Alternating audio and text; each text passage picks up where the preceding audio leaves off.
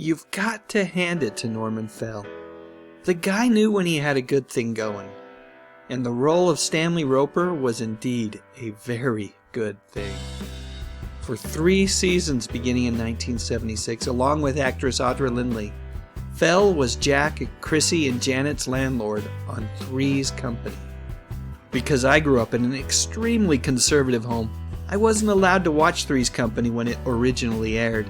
Apparently, the plot device of having Jack pretend to be gay was just too darn much for my father, and as a result, Three's Company was on the list of what he considered to be television smut.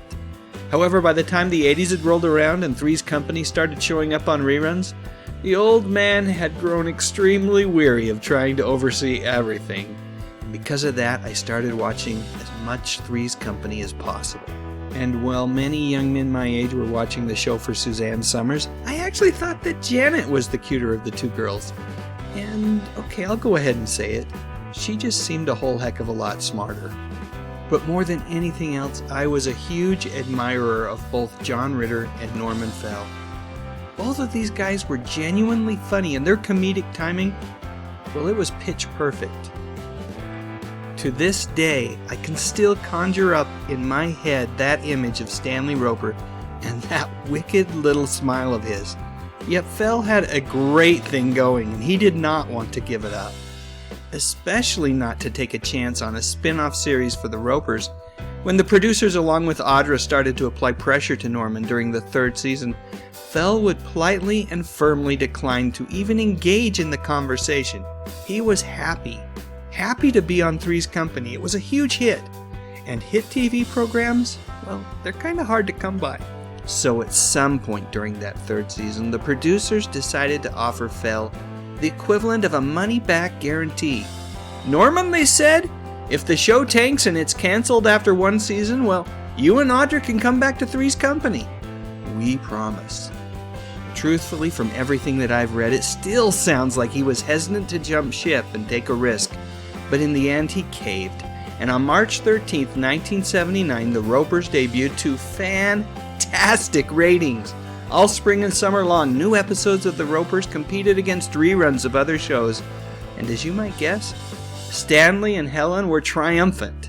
However, when the show returned again in the fall with more new episodes, ABC decided to move the program to a new time slot. And wouldn't you know it, ratings started to slip a bit.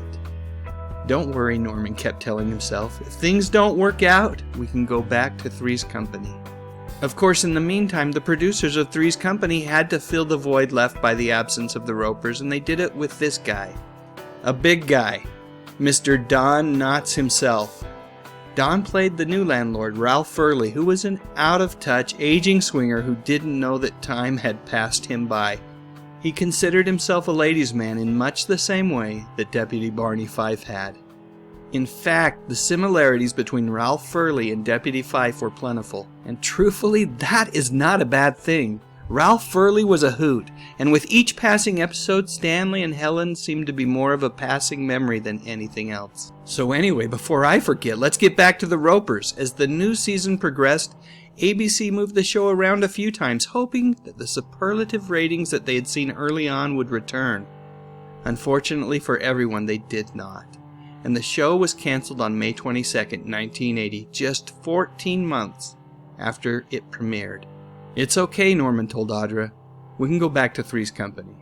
So anyway, I think many of you know how this story ends. When they say you could never truly go home again, I think they may have been directly referring to Norman Fell. Despite his best efforts and multiple conversations with the producers of Three's Company, it turns out that neither he or Audra would be returning after all. You see, the Ropers had technically had 2 seasons. There was a short, abbreviated first season that ran from March to August in 1979, and then a full second season that ran from September 1979 to May of 1980. As such, the producers had technically honored their end of the agreement. Norman could have returned to Three's Company if it had been canceled during the summer of 1979, but it wasn't. And as such, Fell and Lindley were just plumb out of luck. Over the years, all parties involved have expressed regret regarding how the whole deal played out. Fell certainly felt bad, but you know what? He didn't let that get him down. No way. Over the next decade and a half, Norman would make numerous appearances on TV, and while he was constantly working, he would never again have a hit TV series to call his own. Yep, way back then, Norman knew exactly how special it was to have a job to go to week after week. He didn't want to give it up. He really didn't. And at the end of the day, he probably shouldn't have had to. Post Three's Company and the Ropers, there are a couple of appearances worth pointing out, one of them being his 1989 appearance on John Ritter's Hooperman dramedy. Remember that one? It was from Stephen Bochco, the guy who gave us Hill Street Blues, and it was supposed to be funny, but in a serious kind of way. And in 1997, just 1 year before his passing, Norman's final television appearance was on Ellen DeGeneres' sitcom. And wouldn't you know it, for his final bow, Fell once again played Stanley Roper. So that's it. They really were good people, those Ropers. It was a bummer that their show didn't last a little longer. Anyway, what do you think? Did you like the Ropers? Or Three's Company for that matter? Let me know what you think in the comments section. And while you're at it, I'd love a thumbs up if you enjoyed this video, and I would be absolutely honored if you would consider subscribing to my little channel.